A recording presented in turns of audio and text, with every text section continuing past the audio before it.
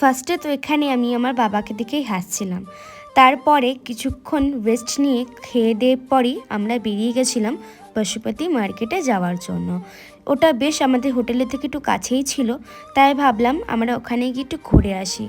বিকেলের দিকে আমরা বেরিয়েছিলাম 4টে নাগাদ, আর হোটেলে ফিরেছিলাম প্রায় রাত 9টায়।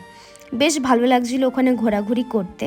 আমি তো অনেকের কাছেই শুনেছিলাম যে দার্জিলিংয়ে নাকি ঠান্ডা নেই, কিন্তু একদমই ভুল কথা।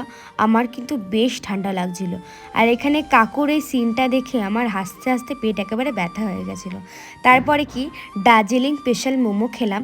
এখানে ছিল 8 পিস 70 টাকা চিকেন মোমো, আর ভেজ মোমো ছিল 8 পিস মাত্র 60 টাকা।